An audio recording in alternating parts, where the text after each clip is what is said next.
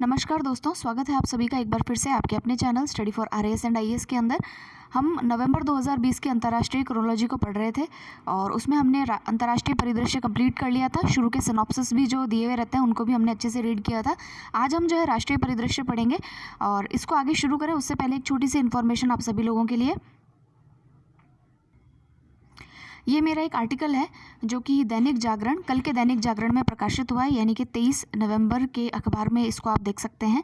और ये आर्टिकल आपके लिए काम का है, इसीलिए जो है एक तो आप आरएस मेंस और यूपीएससी मेंस में ये आपके काम आ सकता है, प्लस इंटरव्यू के अंदर आपका व्यू पॉइंट बनाने के ये काम आ सकता है। तो इसको ज़रूर से पढ़िएगा। इस आर्टिकल को पढ़ने के लिए आप हमारा Telegram channel study for RAS उसको ज्वाइन कर सकते हैं, या फिर आप इंस्टाग्राम पे study for RAS and IAS पे जाकर के मुझे फॉलो कर सकते हैं।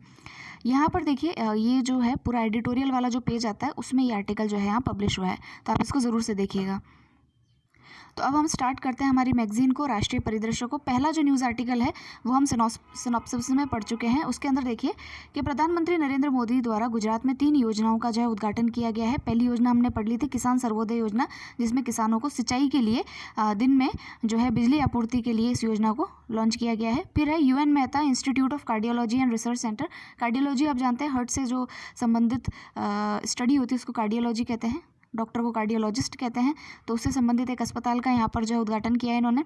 फिर देखिए गिरनार में रोपवे का उद्घाटन किया है। तो गिरनार एक जगह भी है, आपका अगर आपने इतिहास पढ़ा हो तो आपको पता होगा गिरनार का अभिलेख। तो ये इतना ही काम का है, ज़्यादा इसमें काम की न्यूज़ आइटम है नहीं। नेक्स्ट देखिए, भारत ने 35 वर्ष बाद अंतर्राष्ट्रीय श्रम संगठन की शासी परिषद के अध्यक्ष का पदभार संभाला। पहले कुछ चीज़ें तो है हम जो है इंटरनेशनल लेबर ऑर्गेनाइजेशन से संबंधित ही पढ़ेंगे। तो देखिए ये जो ILO है यानी कि इंटरनेशनल लेबर ऑर्गेनाइजेशन है, सबसे पहले तो इसकी स्थापना पढ़ लेते हैं। तो देखिए इसकी स्थापना 1919 के अंदर जब लीग ऑफ नेशंस को बनाया गया था, तो उसी समय जो है वर्साइलिस की जो संधि हुई थी, ट्रीटी ऑफ वर्साइलिस जिसको कहते हैं, वर्साई की संधि, उसके परिप्रेक्ष्य में ही इसकी भी स्थापना हो गई थी। इसको 1946 में संयुक्त राष्ट्र की एक स्पेशलाइज्ड एजेंसी के रूप में जो है बनाया गया था। और आप देखेंगे कि 2019 में इसकी 100वीं एनिवर्सरी, इसकी स्थापना की जो है वो भी सेलिब्रेट की गई है। और एक और तथ्य मैं इसके बारे में बताती हूँ आपको कि ILO जो है यानी कि इंटरनेशनल लेबर ऑर्गेनाइजेशन जो है, इसको 1969 के अंदर नोबेल पीस प्राइज़ भी मिला है। आप नोबेल पीस प्राइज़ में शांति जो पुरस्कार है वो भी इसको मिल चुका है।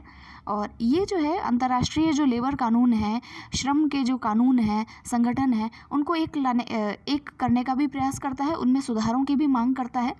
तो इसकी जो स्टैंडर्ड्स है उसके अकॉर्डिंग जो है चलना ज़रूरी होता है। जो भी इसके देश इसके सदस्य हैं उनको इसके स्टैंडर्ड्स को फॉलो करना आवश्यक होता है। जैसे भारत ने इसके 8 जो कन्वेंशंस हैं, लेबर के जो कन्वेंशंस हैं, उसमें से 6 कन्वेंशंस को हस्ताक्षर कर रखा है।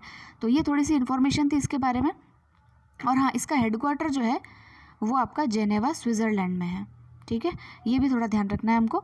अब देखते हैं इसमें क्या है कि 35 सालों के बाद में अंतर्राष्ट्रीय श्रम संगठन की शासी परिषद के अध्यक्ष के रूप में भारत ने पदभार जो है वो संभाला है। ठीक है, तो ये श्रम और रोजगार सचिव अपूर्वी चंद्रा जो है उनको अक्टूबर 2020 से जून 2021 की अवधि के लिए इस परिषद के अध्यक्ष के रूप में जो है उनको चुना गया है। ठीक है, इसके वर्तमान में सदस्य कितने हैं? 187। ये थोड़ा ध्यान रखना है, बस इतना ही काम का है। आगे चलते हैं।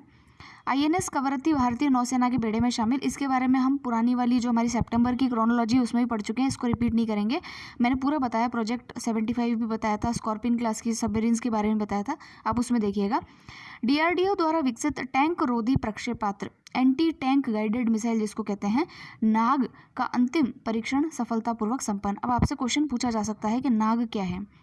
ठीक है, सरफेस टू सरफेस मिसाइल है, यानी कि सतह से सतह पर वार करने वाली मिसाइल है, या सतह से जो है आकाश में वार करने वाली मिसाइल है। इस प्रकार के प्रश्न आ सकते हैं, तो ये ध्यान रखिएगा कि ये जो है एक एंटी टैंक गाइडेड मिसाइल है। ठीक है, इसको थोड़ा आपको ध्यान में रखना है। और राजस्थान के पोखरण फील्ड फायरिंग रेंज से तो है जो है इसका परीक्षण किया गया है, यहीं से लगभग परीक्षण जो है वो होते हैं। DRDO ने इसको विकसित किया है, तो ये थोड़ा सा आप ध्यान में रखिएगा। नेक्स्ट हम चलते हैं। नेक्स्ट भारत ने किया stand of anti tank missile का सफलतापूर्वक परीक्षण। ये stand of anti tank missile क्या है? ठीक है, जिसको SANT मिसाइल भी कहा है इन्होंने, यानी कि शॉर्ट फॉर्म इसका ये है। तो देखिए ये भी DRDO द्वारा विकसित है और ये जो है ये anti tank missile helicopter launch Nag यानी कि हेलिना का उन्नत संस्करण है। ये तो आपने पढ़ा ही होगा, तो ये हम पहले भी पढ़ चुके हैं। तो इसका जो है उन्नत संस्करण है ये stand of anti tank missile, ठीक है, इसी का ही एक वर्जन है। तो ये जो है मिसाइलों में सबसे बेहतरीन जो मिसाइल्स है उनमें से एक जो है इसको माना जाता है। पृथ्वी टू बैलिस्टिक मिसाइल का सफल परीक्षण, इसको छोड़ दीजिए आप, क्योंकि ये तो कई बार हम पढ़ भी चुके हैं। पृथ्वी, अग्नि और इनके बारे में तो कई बार पढ़ते हैं, उनकी रेंज भी हमने पढ़ी है, स्पीड भी पढ़ी है, और जो उनका जो टारगेट का जो किलोमीटर्स है यानी रेंज जो है वो भी हमने उसको कवर कर रखा है। नेक्स्ट हम चलते हैं सुपरसोनिक क्रूज मिसाइल ब्रह्मोस का सफलतापूर्वक परीक्षण। ब्रह्मोस के बारे में आप जानते ही हैं, भारत और रूस मिलकर के इसको बनाते हैं। नाम भी इसका ब्रह्मोस 2 नदियों पे पड़ा है, ब्रह्मपुत्र और वहाँ की मसावा नदी के ऊपर। आवाज़ से भी अधिक रफ्तार से उड़ान भरने वाली सुपरसोनिक ब्रह्मोस क्रूज मिसाइल जो है उसको भारतीय नौसेना के विध्वंस पोत INS चेन्नई से सफल परीक्षण जो है उसका किया गया है। तो ये हम पढ़ चुके हैं। नेक्स्ट हम चलते हैं। नेक्स्ट है हमारा रुद्रम एंटी रेडिएशन मिसाइल का सफल परीक्षण। ये इंपॉर्टेंट है। पहले आप देखिए कि एंटी रेडिएशन मिसाइल क्या होती है। देखिए रेडिएशन मिसाइल का काम ये होता है कि दुश्मन की जो मिसाइल होती है उसके इसमें क्या होता है, सेंसर्स होते हैं, तो ये उसके रेडिएशंस को कैच कर लेती है और फिर उसके पास जाकर उसको ध्वस्त कर देती है, ठीक है। यानी कि इसका मेन काम ये हो गया कि जो दुश्मन मिसाइल है उसका जो कम्युनिकेशन सिस्टम है यानी कि जो उसका संचार है, ठीक है, उसी को ही ये जो है ध्वस्त कर देती है। तो ये इसका जो है वर्क होता है। तो अगर आपसे पूछ लिया जाए रुद्रम किस प्रकार की मिसाइल है तो आपको पता होना चाहिए कि एंटी रेडिएशन मिसाइल है। इस बार वाली क्रोनोलॉजी में बहुत सारी मिसाइल्स और जो है एंटी टैंक मिसाइल्स वगैरह हमको बहुत देखने को मिलेगी, तो आप जो है तसल्ली के साथ में इनको याद करते रहिएगा। तो देखिए देश की पहली स्वदेश निर्मित, अब ये भी ध्यान रखिएगा कि ये स्वदेश निर्मित है और देश की पहली है, इसलिए वैसे भी इंपॉर्टेंट है। तो ये anti radiation missile Rudram first का जो है सफल परीक्षण किया गया है। कहाँ से किया है, ये काम का नहीं है, सुखोई 30 MKI जेट से जो है इसका सफल परीक्षण हुआ है और ये देश की पहली इस प्रकार की मिसाइल है। तो अब देखिए इसकी थोड़ी लंबाई वगैरह देख लेते हैं। ये जो है 5.5 मीटर और वज़न 140 किलोग्राम का है। इसमें सॉलिड रॉकेट मोटर लगी है। 100 से 250 किलोमीटर की रेंज जो है वो इसके टारगेट है, ठीक है, यानी कि इसकी इस रेंज में आने वाली जितनी भी रेडिएशंस है उसको ये टारगेट कर सकती है। तो ये क्वेश्चन जो है आपके अगर नॉर्मल आएगा तो फिर तो ऑब्जेक्टिव पूछेगा कि भाई किस प्रकार की मिसाइल है, लेकिन अगर आप UPSC और RS जैसे एग्जाम को एक्सपेक्ट कर रहे हैं तो वहाँ आपसे स्टेटमेंट में सवाल पूछ लिए जाते हैं। इसीलिए मैंने कहा कि इसकी जो रेंज वगैरह है और जो इसकी लंबाई वगैरह है इसको भी आप याद रखिएगा। नेक्स्ट हम चलते हैं सुपरसोनिक मिसाइल स्मार्ट का सफल परीक्षण। अब ये कौन सी मिसाइल है इसको देखते हैं। स्मार्ट का फुल फॉर्म है supersonic missile assisted release of torpedo, ठीक है। ये जो है इसका भी परीक्षण अभी किया गया है। इसमें जो है रेंज और ऊंचाई तक मिसाइल की उड़ान, नोज कोन का पृथकीकरण, टॉर्पिडो का अलग होना और वेग न्यूनीकरण नियंत्रण सहित मिशन उद्देश्य सफल रहे हैं। अब इसमें होगा क्या क्या ये देख लेते हैं। तो स्मार्ट टॉर्पिडो की रेंज से आगे मार करने वाली एक मिसाइल पनडुब्बी रोधी युद्ध क्षमता है और इसमें टॉर्पिडो को दागने के लिए एक मिसाइल की सहायता ली जाती है। तो ये जो है इसका बारे में हमने पढ़ लिया। नेक्स्ट देखते हैं भारतीय तटरक्षक बल का पोत कनकलता बरुआ सेवा में शामिल। तो ये कनकलता बरुआ करेगा क्या, तो देखिए ये जो है गश्त लगाने के लिए, जिसको आप पेट्रोलिंग कहते हैं, उसके अलावा जो है बचाव कार्यों के लिए यानी कि रिलीफ वर्क के लिए जो है इसको यूज़ किया जाएगा। तो इसको जो है हमारी जो नेवी के अंदर जो है इसको शामिल किया गया है। तो देखिए पोत की अधिकतम गति जो है वो 34 समुद्री मील है और 1500 समुद्री मील तक के क्षेत्र की निगरानी जो है ये कर सकता है। तो इसको आप ध्यान में रखेंगे। नेक्स्ट है भारत में अपराध रिपोर्ट 2019। अब देखिए जितनी भी अपराध रिपोर्ट या जैसे कोई भी रिपोर्ट ऐसी आती है जिसमें कुछ आंकड़े दिए हुए रहते हैं, तो उसको थोड़ा सा इस पॉइंट ऑफ व्यू से देखिएगा कि हमको मेंस में जो आंसर लिखना है उसमें हम उसके आंकड़ों को संकलित कर सकते हैं, लिख सकते हैं, तो उस हिसाब से उसको पढ़ना होता है। ये आपके वैसे जनरली काम आने वाली चीज़ नहीं है। तो देखिए भारत में अपराध रिपोर्ट 2019 जो है ये NCRB आप जानते हैं, राष्ट्रीय अपराध रिकॉर्ड ब्यूरो, ठीक है, ये निकालता है ऐसी रिपोर्ट्स। तो इस रिपोर्ट के अनुसार भारत में 2019 में कुल कितने 51 लाख के करीब जो है संज्ञेय अपराध, ठीक है, कंपाउंडेबल ऑफेंस जो हैं वो पंजीकृत यानी रजिस्टर्ड किए गए हैं। 2018 की तुलना में हमारे यहाँ पर वृद्धि हुई है। अब वृद्धि तो देखिए होएगी, हर बार पॉपुलेशन बढ़ रही है तो क्राइम्स भी उस हिसाब से बढ़ रहे हैं, तो हर बार ही वृद्धि होती है, कम होने का तो कोई चांस दिखता नहीं है। देश में कुल जो है 32,25,701 मामले IPC के अंतर्गत पंजीकृत किए गए हैं और इनमें सबसे ज़्यादा जो है उत्तर प्रदेश और उसके बाद में महाराष्ट्र में दर्ज हैं। महिलाओं के संदर्भ में महिलाओं के ऊपर सबसे ज़्यादा, महिलाएं और बच्चे जो है वल्नरेबल सेक्शन है, यहाँ सबसे ज़्यादा अपराध इनके ऊपर होते हैं। तो आप देखिए कि 2019 के अनुसार देश में महिलाओं के विरुद्ध अपराध के कुल जो है 4 लाख के करीब मामले दर्ज किए गए हैं और 2018 में 3 लाख के करीब, यानी कि इस बार मामला जो है 7.3% जो है वो बढ़ गया है। तो ऐसे करके कुछ आंकड़े हैं इसके अंदर, तो आप उसको थोड़ा सा पढ़ लीजिएगा। और भ्रष्टाचार के जो सर्वाधिक मामले हैं वो महाराष्ट्र में दर्ज हुए हैं।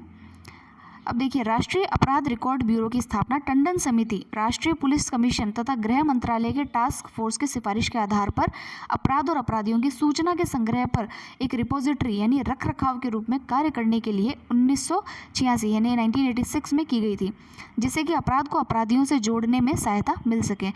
मतलब इसका रिकॉर्ड स्थापित करने के लिए एक रिकॉर्ड ब्यूरो की जब बात की गई तो इन सब ने मिलकर के जो है इसकी सिफारिश की थी, तो इसका नाम थोड़ा सा ध्यान रखिएगा। इस ब्यूरो द्वारा भारत में अपराध रिपोर्ट का प्रथम संस्करण जो है वो 1953 के अंदर प्रस्तुत किया गया था। तो ये हो गई हमारे लिए इंपॉर्टेंट चीज़। अब नेक्स्ट हम चलते हैं VTS और VTMS के लिए स्वदेशी सॉफ्टवेयर समाधान के विकास का शुभारंभ।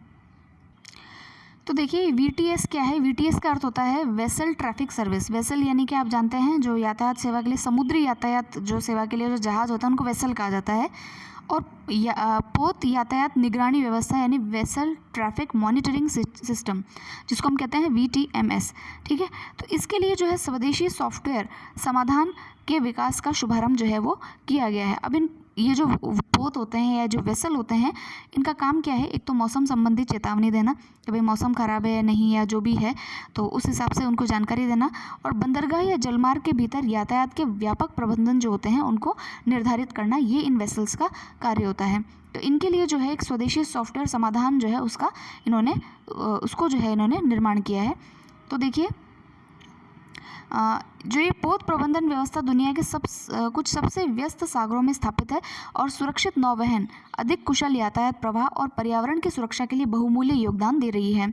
सेफ्टी ऑफ लाइन एट सी यानी सोलास के तहत VTMS का पालन करना अनिवार्य है। आप देखिए कि ये जो आपका IMO है, IMO इंटरनेशनल मीटियोलॉजिकल ऑर्गेनाइजेशन, और एक इंडियन मीटियोलॉजिकल ऑर्गेनाइजेशन भी है, उसका जो कन्वेंशन है उसके तहत भी इसकी पालना करना अनिवार्य है। ठीक है, safety of life at seas, इसकी पालना करना इसमें आवश्यक है। तो हमें तो सिर्फ वेसल के बारे में ध्यान में रखना है कि इसके लिए जो है समाधान नाम का सॉफ्टवेयर बनाया गया है। नेक्स्ट हम देखते हैं, केंद्रीय मंत्री नितिन गडकरी ने आंध्र प्रदेश में 16 NH परियोजनाओं का शिलान्यास या उद्घाटन जो है वो किया है। इसके लिए इतना ही काम का है। किसान रेल से फलों और सब्जियों की ढुलाई में मिलेगी 50% की छूट। आप जानते हैं कि अभी जो है ये जो खाद्य प्रसंस्करण और उद्योग मंत्रालय की जो ऑपरेशन ग्रीन्स यानी कि टॉप टू टोटल के तहत जो है एक ये योजना है, जिसके तहत जो है किसान रेलें चलाई जाएगी। किसान रेल में बेसिकली होगा क्या कि जितने भी आपके फल और सब्जियां हैं तो इनको एक जगह से दूसरी जगह ट्रांसफ़र करने के लिए स्पेशल ट्रेन्स जो है वो चलाई जाएगी। तो बजट के अंदर ही घोषणा कर दी गई थी हालांकि इसकी किसान रेल की। तो आप देख लीजिएगा कि पहली किसान रेल जो है वो कहाँ से कहाँ तक जो है वो गई थी। अब देखिए, उल्लेखनीय है कि वर्तमान में 3 किसान रेल देवलाली महाराष्ट्र से मुजफ्फरपुर बिहार, आंध्र प्रदेश के अनंतपुर से दिल्ली और बेंगलुरु से दिल्ली जो है वो चल रही है। ये इंपॉर्टेंट है, इसमें से सवाल आ सकता है। नेक्स्ट है, कोलकाता शहर और उपनगरों के लिए पूर्व पश्चिम मेट्रो कॉरिडोर को मंजूरी, ये हमारे काम का नहीं। कृषि प्रौद्योगिकी एवं नवाचारों के प्रसारण और प्रोत्साहन के लिए समझौता ज्ञापन, तो ये जो ज्ञापन है ये भी इतना काम का नहीं। केंद्रीय मंत्रिमंडल ने जम्मू कश्मीर और लद्दाख के लिए 520 करोड़ के पैकेज को जो है वो मंजूरी दी है। आप जानते हैं कि नए हमारे लिए ये जो है संघ शासित प्रदेश बने हैं, तो इनके लिए जो है कई योजनाओं और कई जो है ग्रांट्स का जो है वो आवंटन किया गया है। नेक्स्ट केंद्रीय मंत्रिमंडल की स्कूली शिक्षा में सुधार के लिए विश्व बैंक की परियोजना स्टार्स को मंजूरी, ये इंपॉर्टेंट है, इसको अच्छे तरीके से पढ़ लीजिएगा स्टार्स योजना के बारे में। पहली चीज़ तो ये है कि आप देखिए कि प्रधानमंत्री मोदी की अध्यक्षता में केंद्रीय मंत्रिमंडल ने जो है इस बैठक के अंदर स्कूली शिक्षा में सुधार के लिए, इसमें स्कूली शिक्षा में सुधार के लिए विश्व बैंक से सहायता प्राप्त कर 5,718 करोड़ की परियोजना स्टार्स को मंजूरी दी है। ठीक है, देखिए जितनी भी योजनाएं हैं ना जो बाहर के संस्थाओं से हमको वित्त पोषित होती है, जैसे वर्ल्ड बैंक से, IMF से, या किसी देश के द्वारा वित्त पोषित हो, उन योजनाओं को अच्छे से याद रखना जो है हमको पड़ेगा। नेक्स्ट देखिए, स्टार्स का पूर्ण स्वरूप है strengthening technical learning and resources for states. ठीक, स्टार्स परियोजना स्कूली शिक्षा एवं साक्षरता विभाग, शिक्षा मंत्रालय के तहत नई केंद्र सरकार द्वारा प्रायोजित योजना के रूप में लागू की जाएगी। शिक्षा मंत्रालय आपको याद ही है, HRD को अब शिक्षा मंत्रालय कहते हैं, तो ये ध्यान रखिएगा। इसके तहत राष्ट्रीय आकलन केंद्र परख की एक स्वतंत्रता एवं स्वायत्त शासी संस्था के रूप में जो इसकी स्थापना की जाएगी। परियोजना में 6 राज्य हिमाचल प्रदेश, राजस्थान, महाराष्ट्र, मध्य प्रदेश, केरल और उड़ीसा शामिल हैं। इन राज्यों को शिक्षा की गुणवत्ता में सुधार लाने के लिए विभिन्न उपायों के लिए जो है सहायता प्रदान की जाएगी। और जो 5 राज्य हैं, देखिए इस परियोजना के अतिरिक्त 5 राज्यों गुजरात, तमिलनाडु, उत्तराखंड, झारखंड और असम में भी इसी प्रकार की ADB जानते हैं, एशियन डेवलपमेंट बैंक, ठीक है, के द्वारा वित्त पोषित परियोजना लागू करने की कल्पना की गई है, अभी किया नहीं है। स्टार्स परियोजना जो है उसके 2 प्रमुख घटक हैं। क्या घटक हैं? राष्ट्रीय स्तर पर छात्रों के प्रतिधारण, संक्रमण और समापन दरों के बारे में मजबूत प्रमाणिक डेटा प्राप्त करने के लिए शिक्षा मंत्रालय की राष्ट्रीय डेटा प्रणालियों को मजबूत बनाना। ठीक है, हम डेटा इकट्ठा करेंगे पूरा, कितना एनरोलमेंट रेशो है, कितने लोग जो है माइग्रेट कर रहे हैं, कितने आ रहे हैं, वो सारा डेटा। राज्य स्तर पर शुरुआती बाल शिक्षा एवं आधारभूत शिक्षण को सशक्त बनाना, शिक्षण आंकलन प्रणालियों में सुधार करना इत्यादि। तो ये जो है इसके घटक है, यानी कि फैक्टर्स हैं जो इसमें कंसीडर किए जाएंगे। तो स्टार्स परियोजना ध्यान रखिएगा, वर्ल्ड बैंक के द्वारा वित्त पोषित है।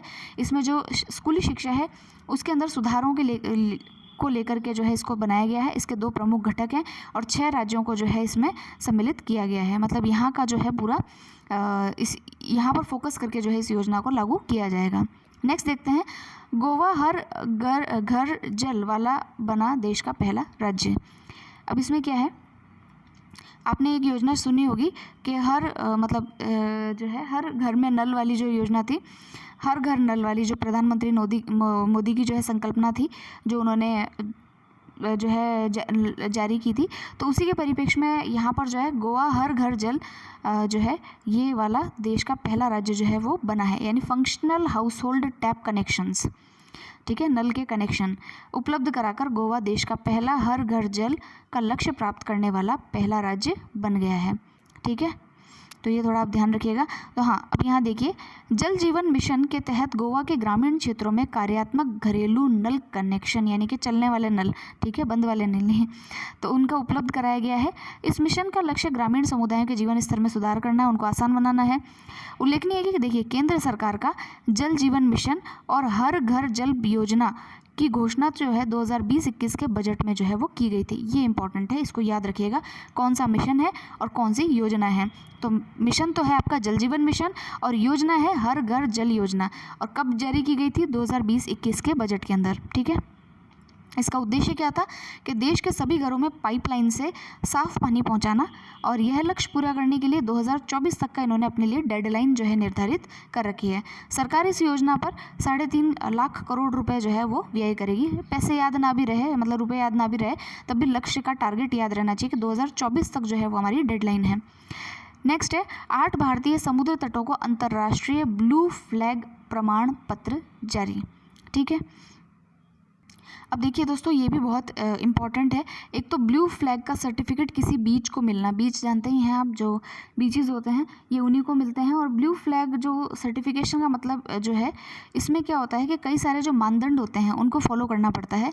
तो एक संस्थान है फाउंडेशन ऑफ एनवायरमेंटल एजुकेशन, उसके द्वारा जो है, ये डेनमार्क का संस्थान है, वहाँ का जो संस्थान है वो जो है इस ब्लू फ्लैग जो सर्टिफिकेट है वो हर बीचेस को देता है।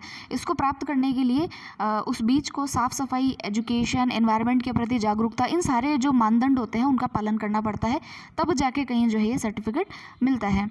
तो अब देखिए कि हमारे जो है 8 समुद्री तटों को ये मिला है। नाम देख लेते हैं, शिवराजपुर बीच द्वारका, और घोगला बीच द्वीप, कासरकोड और पेडुबिद्री कर्नाटक, कापड़ केरला, ऋषिकोंडा आंध्र प्रदेश, गोल्डन बीच ओडिशा, राधानगर बीच अंडमान निकोबार। तो यहाँ के बीचेस को ये मिला है, तो ये थोड़ा ध्यान में रखना है। अब केंद्रीय मंत्रिमंडल द्वारा स्टॉकहोम संधि के तहत सूचीबद्ध 7 कठोर कार्बनिक प्रदूषकों पर प्रतिबंध की पुष्टि। हमारे मंत्रिमंडल ने भी जो है स्टॉकहोम कन्वेंशन पढ़ा ही होगा आप लोगों ने, कि जो हैजार्डस सब्सटेंसेस होते हैं उनको रोकने के लिए जो है इसके ऊपर हस्ताक्षर करवाए गए थे। स्टॉकहोम संधि थोड़ा पढ़ लीजिएगा, बहुत इंपॉर्टेंट है। इन्वायरमेंट जो पढ़ते हैं उनको, यूपीएससी वाले जो एस्पायरेंट्स हैं उनको पता होगा, और इसको नहीं पता है तो आप पढ़ लीजिएगा स्टॉकहोम संधि के बारे में। इन 7 प्रतिबंधित रसायनों को स्टॉकहोम समझौते के तहत स्थायी कार्बनिक प्रदूषक यानी कि परसिस्टेंट ऑर्गेनिक पॉल्यूटेंट्स के तौर पर जो है सूचीबद्ध किया गया है। तो देखिए, सुरक्षित वातावरण प्रदान करने और मानव स्वास्थ्य जोखिमों को दूर करने की दिशा में अपनी प्रतिबद्धता को ध्यान में रखते हुए पर्यावरण, वन और जलवायु मंत्रालय ने पर्यावरण संरक्षण कानून 1986, आप जानते हैं एनवायरमेंट प्रोटेक्शन एक्ट 1986 के प्रावधानों के अंतर्गत जो है दीर्घकालिक जैविक प्रदूषकों के विनियमन को अधिसूचित किया था। इन बातों के अलावा विनियमन में 7 रसायनों, जैसे देखिए क्लोरोडीन, हेक्साब्रोमोडाइफिनाइल, फिर है hexabromodiphenyl ether and hepta bromodiphenyl ether, commercial octa BDE, इनके नाम पढ़ लीजिएगा, बहुत बड़े बड़े नाम हैं। तो ये जो है इनके उत्पादन, व्यापार, उपयोग, आयात, निर्यात को सभी को जो है प्रतिबंधित कर दिया गया है। ठीक है, तो अब देखिए ये आई गया है। स्टॉकहोम संधि अंतर्राष्ट्रीय संधि है, यानी इंटरनेशनल कन्वेंशन है। इसमें कठोर जैविक प्रदूषकों, ऑर्गेनिक जो पॉल्यूटेंट्स होते हैं, से मानव स्वास्थ्य और पर्यावरण की सुरक्षा का जो है वो प्रावधान इसमें किया गया है। ठीक है, नेक्स्ट, हाँ, यह जो समझौता है स्वीडन में 2001 में हस्ताक्षर के लिए आमंत्रित किया गया था, और 2004 से जो है ये प्रभावी जो है वो हो गया। नेक्स्ट हम न्यूज़ इन शॉर्ट देख लेते हैं। हमारा यहाँ तक का तो काम हो गया पूरा इसमें। ये थोड़ा सा देख लीजिएगा कि जम्मू कश्मीर में चलो गांव की ओर का जो है तीसरा चरण जो है वो शुरू किया गया है। जम्मू कश्मीर एक रिकंस्ट्रक्शन की तरफ जा रहा है, आपको पता ही है। तो वहाँ देख लीजिएगा कि ये एक कार्यक्रम है जिसमें कि लोगों की जो समस्याएं हैं उनको जो है जो एकदम ग्रास रूट लेवल की के स्तर पर जो है जाकर के समझा जा रहा है। तो ये हो गया हमारा राष्ट्रीय परिदृश्य, और इसके अंदर आप देख सकते हैं ये जो क्वेश्चंस है इसको आप खुद अटेम्प्ट कीजिएगा, वरना जो है थोड़ा लेक्चर बड़ा हो जाएगा, क्योंकि ये जो क्वेश्चंस है ये आपके जो अब तक पढ़ा है उसी में से हैं। सिनॉप्सिस हमने शुरू वाले जो आपके सार संग्रह था जिसको हम कहते हैं वो हमने पढ़ लिया है, अंतर्राष्ट्रीय परिदृश्य हमने पढ़ लिया है, राष्ट्रीय परिदृश्य हमने बहुत अच्छे से कवर किया है। नेक्स्ट हम देखते हैं आर्थिक परिदृश्य। इस वाले जो आर्थिक परिदृश्य है, मैं सोचती हूँ क्योंकि बड़ा जब वीडियो होता है तो उसको कम लोग देखते हैं, 20-25 मिनट का होता है, सब लोग देख लेते हैं। तो जो है आप इसको जो है इसको हम नेक्स्ट यानी कल के लिए हम इसको छोड़ देते हैं, ताकि कल हम इसको आराम से कवर करेंगे, क्योंकि 1 घंटे का मैंने देखा है कि लोग जो है उसको देख नहीं पाते हैं, या तो हो सकता है इतनी सिटिंग नहीं है अभी लोगों की। तो इसको आप अच्छे से पढ़िएगा, सारी चीज़ों को मार्क करिएगा जो भी मैंने इसमें बताया है, और इसके कृपया करके नोट्स ना बनाएं। जैसा कि मैं हर बार कहती हूँ कि मैगज़ीन की दूसरी मैगज़ीन बनाने की कोशिश ना करें, पढ़ने के लिए बहुत कुछ है आप लोगों के पास में, इसी में ही मार्क करा कीजिए आप लोग। और अगर आपकी कोई भी क्वेश्चंस हो, कोई भी क्वेरी हो, तो इंस्टाग्राम के ऊपर study for RAS and IAS नाम का जो चैनल है वहाँ जा करके आप मेरे को फॉलो भी कर सकते हैं, और जो है वहाँ पर अपनी क्वेरी जो है वो भी पूछ सकते हैं। और टेलीग्राम चैनल है जहाँ पर मैंने बुक्स भी शेयर की हैं, मेरे सारे आर्टिकल्स मैंने शेयर किए हैं, कोई भी अच्छी स्ट्रेटजी होती है वो भी मैं वहाँ शेयर करती हूँ, और सेलेक्टेड जो बुक्स हैं जो आपके काम की हैं वो भी मैंने वहाँ शेयर किया, तो प्लीज़ उसको भी ज्वाइन कीजिएगा। So thank you very much and all the very best to all of you.